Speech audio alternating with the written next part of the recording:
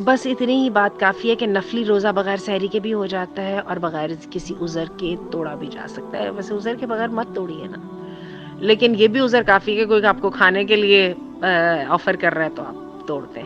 और अगर आपने 4-5 से नफ़ली रोज़े तोड़ चुके हैं तो फिर क्या किया जाए? कुछ भी ना किया जाए, अल्लाह से इस्तिग़फ़ार किया जाए।